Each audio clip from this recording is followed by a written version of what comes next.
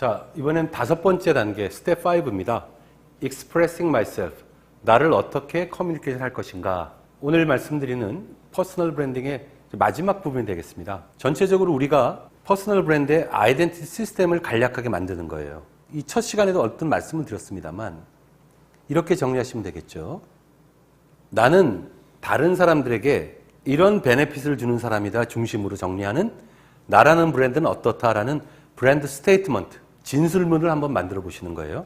그리고 동시에 플랫폼, 내 브랜드의 기반, 주로 이때는 비전이나 미션, 그리고 내가 중시하는 가치 중심으로 정리하는 그런 쪽이 되겠어요. 좀 비전을 중심으로 정리해 보는 겁니다. 나라는 사람이 세상을 향해서 외치고 싶은 이야기, 나는 이런 사람이 되겠다라는 목표, 지향점, 그런 목표가 있으니까 내가 일상의 삶도 이렇게 된다라고 되지 않겠습니까? 그런 브랜드 플랫폼을 정리하고, 이 브랜디드 스토리들은 브랜디드란 말이 굉장히 많이 쓰여요. 예를 들면 뭐 브랜디드 컨텐츠란 말도 있고 뭐 브랜디드 엔터테인먼트 많죠. 이때 브랜디드를 뭐라고 해석하냐면 보통 브랜드화된 컨텐츠, 브랜드화된 엔터테인먼트 이렇게 얘기합니다. 브랜드화됐다는 건 뭐예요? 그 브랜드의 아이덴티티가 느껴지는 이라는 뜻이에요. 브랜디드 컨텐츠는 그 컨텐츠 자체에서 그 브랜드의 아이덴티티가 느껴져야 된다 이 뜻이에요. 브랜디드 엔터테인먼트는 그냥 재밌는 게 아니라 그 브랜드의 아이덴티티 에센스가 느껴지는 그런 즐거움이 된다 이 뜻이거든요. 그럼 브랜디드 스토리는 뭐겠습니까? 나라는 브랜드의 어떤 핵심, 가치관, 아이덴티티가 느껴지는 스토리라는 거죠. 이렇게 세 개를 정리해서 한두 마디 떠올려야 될 핵심 키워드를 한번 뽑아내보는 이런 삼각형 안에 원이 하나 들어가 있지 않습니까? 이거를 퍼스널 브랜드의 아이덴티티 시스템이라 놓고, 물론 브랜드 아이덴티티 시스템은 수없이 많습니다. 퍼스널 브랜드를 할 때는 이 정도만 해도 충분하다 싶어서 이렇게 소개해드리는 거고요. 지금까지 쭉 따라오신 내용대로 최종적으로 한번 정리해 보도록 하겠습니다. 먼저 브랜드 플랫폼에 대한 고민입니다. 앞에서 여러분의 꿈, 목표 얘기 다 했잖아요. 누굴 타겟으로 할 거냐도 얘기 다 했고요. 일에 대해서도 생각해 봤고요. 자, 그런 결과를 가지고 한번 정리해 보는 겁니다. 뭘 정리하냐면 여러분의 비전이나 미션, 코어 밸류를 정리해 보는 겁니다. 뭐 이걸 다 채우지는 않아도 됩니다. 물론 내가 이러이러한 가치를 중시하기 때문에 코어 밸류. 그래서 나는 일상적으로 이런 것을 미션으로 하고 수행하고 그러다 보면 이런 비전에 다다르게 될 거야 라고 바텀업으로 정리할 수도 있습니다만 그렇게까지 정교하게 하기는 좀 어렵다고 보고요. 저는 어떤 걸 추천하면 역순을 추천드려요. 탑다운이에요. 먼저 비전을 한번 세워보는 겁니다. 비전을 세울 때 꼭 당부드리고 싶은 얘기가 있습니다. 뻔뻔하게 비전을 세웠으면 좋겠어요. BHG라는 용어를 혹시 들어보셨는지 모르겠어요. Big, Hairy, Audacious Goal이라는 뜻입니다.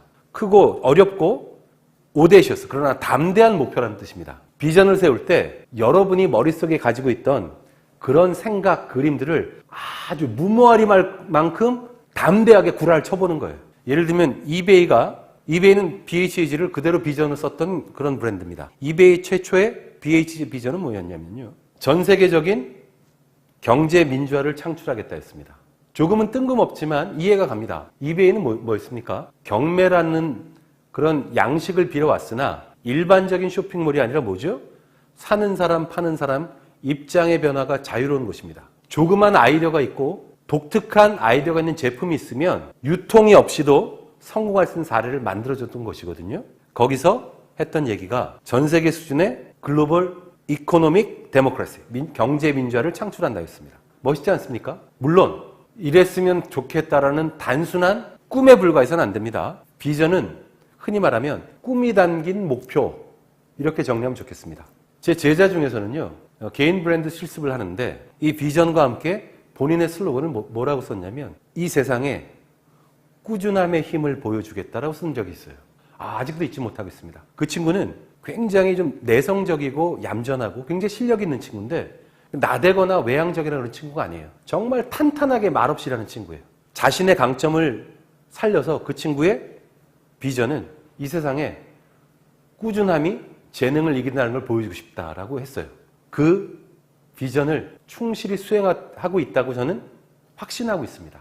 일단 이런 식으로 여러분의 비전을 좀 담대하게 써보자라는 겁니다. 그리고 나면 여러분을 브랜드로 비춰봤을 때 이런 브랜드다라고 스스로를 정리해보는 거예요. 이때는 뭐 광고에서는 포지셔닝 스테이트먼트라 쓰기도 하고요. 뭐 물론 복잡한 장표입니다만 이렇게 한번 해보자고요. CUABE입니다. 카테고리, 나는 어떤 카테고리의 브랜드다. 그거는 사람마다 다를 수 있어요. 그죠? 사람마다 다를 수 있어요. 예를 들면 뭐 작가라고 하면 나는 글쟁이 카테고리 브랜드 이렇게 할 수도 있어요. 그건 여러분 처한 입장과 다르니까 어찌됐건 어떤 카테고리의 브랜드라는 걸 정하시고 그 다음에 유저, 이때는 타겟입니다.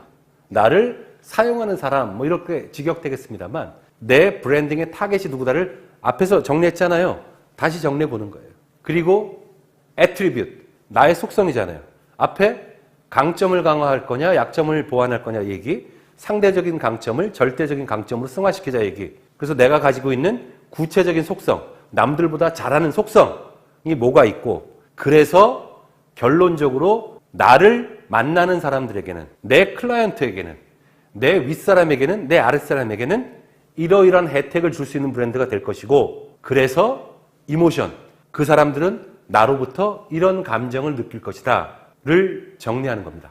저는 실질적인 해결책을 주는 그런 프랙티컬한 컨설팅을 하는 컨설턴트로서 그 카테고리죠. 타겟은 멋부리거나 이런 게 아니라 정말로 문제를 해결하고 싶은 브랜드나 마케팅 관련 문제를 해결할 필요가 큰 분들을 유저 타겟으로 갖고 있고요. 속성은 남들보다 뭐 지식이나 이런 쪽은 뭐 좀 떨어질 수 있습니다만 입장을 바꿔 생각하고 필드를 중시하며 실천 가능한 대안을 제시하는 노력을 한다는 이것이 제 애트리뷰트라고 스스로 생각합니다. 그래서 베네핏은 뭔가 돌파구를 얻었다는 그런 안도감을 주는 것이 제 베네핏이고요. 그래서 이모션은 얘는 생긴 것과는 다르게 뭔가 도움이 되네. 앞으로도 살아가면서 얘랑 의논하면 최소한 도움이 되겠네. 이런 안도감을 이모션으로 주고 싶어요. 그렇게 살아가고 있습니다. 뭐 100% 실천되느냐는 논의의 문제로 하고요. 다시요. 여러분은 어떤 카테고리 브랜드로서 누구를 타겟으로 하고 있으며 이러이러한 구체적인 속성 강점이 있기에 이러이러한 베네핏을 주는 브랜드가 될 것이고, 그래서 사람들은 나에게서 이런 걸 느낄 거야를 이제부터 정리해 보시는 겁니다. 좀 복잡하죠? 뭐 이면지든 종이 꺼내 놓으시고 CUABE 하나씩 써놓고 한번 쭉 써보세요.